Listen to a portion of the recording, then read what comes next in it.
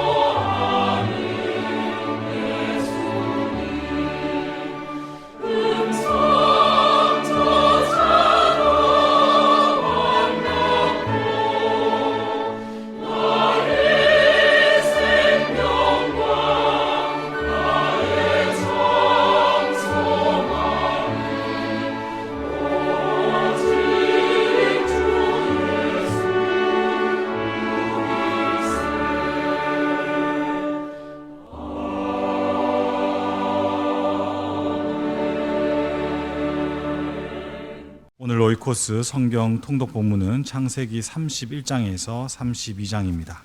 그 중에서 32장 1절에서 3절까지의 말씀을 다 함께 합독하겠습니다.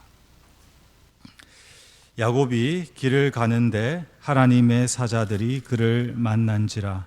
야곱이 그들을 볼 때에 이르기를 이는 하나님의 군대라 하고 그 땅 이름을 마하나임이라 하였더라. 야곱이 세일 땅 에돔들에 있는 형 에서에게로 자기보다 앞서 사자들을 보내며. 아멘. 우리가 잘 알고 있는 마하나임은 두 진영이라는 뜻을 가지고 있습니다. 성경 시험을 칠 때, 그리고 신학교 입시에서도 마하나임 그러면 하나님의 군대로 적어야 정답입니다. 성경 번역과 해석의 역사에서 이 군대라고 표현하고 해석하는 것은 전형적인 고대 근동의 전쟁 이야기, 성경이 쓰여지는 환경과 상황 속에서 전쟁과 같은 삶이 반영되어져 있는 성경의 전형적인 해석의 오독이라고 할 수 있습니다. 그 결과 우리가 어떤 이해를 이 본문을 통해서 하게 되면 야곱을 중심으로 돌아가는 본문의 서사에서 하나님이 군대로 야곱의 편에 서시고, 그리고 에서는 그 적대적인 진영에 있다. 그래서 하나님께서 야곱의 군대를 이기게 하시고 에서의 군대를 패하게 하신다. 이런 이해가 자연스럽게 받아들여집니다. 성도 여러분, 인생을 전쟁으로 생각하는 사람들이 있습니다. 관계를 경쟁으로 해석하고, 그리고 그 경쟁 속에서 생존이 가장 중요하다는 것. 그래서 그리스도인이라고 하지만은 약육강식에서 승리를 주는 하나님의 능력, 그리고 효용성이 신앙에서 가장 중요하다고 보는 견해이죠. 그러나 생각해 보면 경쟁 중심의, 그리고 약육강식에서 생존을 위한 삶의 태도가 결국 야곱을 고향을 떠나 방황하게 하는 삶의 근거가 되었습니다. 이미 하나님께서는 야곱을 태중에 선택하셨고, 그리고 그의 삶을 복되게 하셨습니다. 이는 로마서 갈라디아서의 바울의 신학적 해석에서도 드러납니다. 그가 하나님의 약속을 믿고 하나님의 섭리를 아는 성숙한 그리스도인이었다라면 그는 분명히 형과의 갈등보다는 형과의 공존을 통해서 하나님께서 하시는 일들을 보았을 것입니다. 그러나 그는 그렇지 못했죠. 이것이 우리 모두의 인생의 모습입니다. 그러나 우리가 이 본문을 통해서 기억할 것은 마하나임이라는 뜻에서 오는 오역, 전쟁이 우리의 삶의 본질이 아닌 것을 기억하고, 야곱을 통해서 이루시는 하나님의 역사가 인간이 기대하는 승리와 패배, 결론이 나는 어떤 인생의 이야기가 아니라 용서와 화해, 그리고 회복과 공존이라는 구원의 이야기라는 사실을 다시 한번 기억해야 됩니다. 야곱과 에서 두 진영, 오늘 본문은 그 모습을 보여주고 있는 것입니다. 과거의 거짓과 증오를 풀어야 되는 두 세력의 충돌이 있는 모습을 오늘 본문은 우리에게 보여주고 있는 것이죠.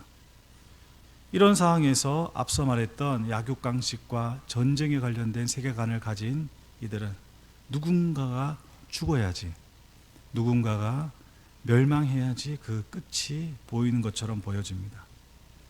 그러나 야곱은 하나님의 은혜 가운데 하나님께서 이 두 진영의 충돌 사이 마하나임의 중심에 계신다는 사실을 발견하게 됩니다. 그래서 오늘 야곱이 그들을 볼 때에 이르기를 이는 하나님의 군대, 좀 더 정확하게 해석하면 하나님의 진영이 있었고 그 땅을 마하나임이다 하였다, 이렇게 이해할 수 있는 것입니다. 사람이 결코 만들어낼 수 없는 일들을 하나님께서는 해가십니다. 이것이 우리 신앙의 이유이며 초월적인 역사를 이루시는 하나님의 방법과 그리고 우리를 통해서 궁극으로 이루고자 하시는 뜻이라는 사실을 우리는 다시 한번 기억해야 됩니다. 시편 85편 9절에서 13절에 아주 유명한 말씀이 있습니다. 이 시편 기자의 고백은 인생이 이해할 수 없는 신비가 담겨 있습니다.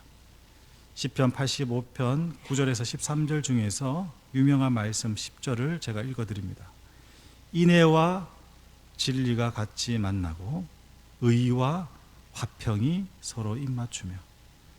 성도 여러분, 인애와 진리가 같이 만날 수 있지 않습니다.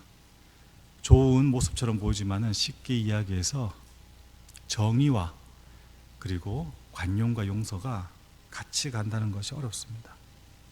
의와 화평이 서로 입을 맞추는 것, 그것은 결코 쉽지 않습니다.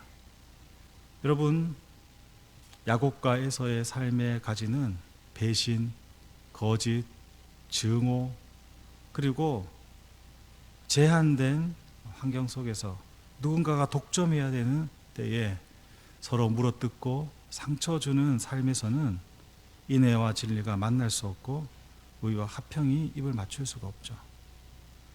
그러나 오늘 이 본문에서는 하나님께서 시편 85편에서 말씀하시는 약속처럼 그의 성도들에게 화평을 말씀하실 것이라고 이야기하시고, 그리고 성도들에게 어리석은 대로 돌아가지 말 것을 촉구하고 있습니다. 성도 여러분, 의와 화평이 입을 맞추고 인애와 진리가 만나는 놀라운 일들이 오늘 본문 이후에 일어납니다. 그것을 은혜의 역사라 할 수 있죠. 야곱이 이스라엘로 변화되고 두 형제가 화해하는 그 모습을 통해서 큰 세력, 인생의 증오와 과거의 상처로 생기는 전쟁의 시나리오가 화해와 용서 그리고 화평이 이루어지는 구원의 이야기로 마무리되는 것을 우리는 놀랍게 볼 수 있습니다. 하나님께서는 세상과 나 그리고 믿음과 두려움, 용서와 상처라는 두 진영 가운데 늘 찾아오십니다. 그리고 그 중심에서 하나님은 놀라운 방법으로 하나님의 평화와 화해와 구원을 이루어 가십니다. 성도 여러분, 우리는 구소사적 입장에서 야곱의 위치에 있죠. 그러나 세상 사람들은 에서의 모습을 보이기도 합니다. 그곳에서 우리가 봐야 될 것은 하나님의 진영이 어디에 있는지라는 믿음의 시선입니다. 하나님의 진영이 우리 진영이라고 우기는 그런 교만함과 오만함이 아니라 하나님이 어디에 계신가를 볼 수 있는 뜨인 눈이 필요한 것이죠. 그것은 하나님이 오늘 말씀을 통해서 하시는 일을 통해 우리는 하나님의 계심과 그리고 하나님의 하신 일들을 이해할 수 있습니다. 성도 여러분, 마하나임은 그 누구의 것도 아닙니다. 야곱의 것도 에서의 것도 아닙니다. 여러분의 것도 아니고 세상에서 만나는 이 세속의 사람들의 것도 분명 될 수 없습니다.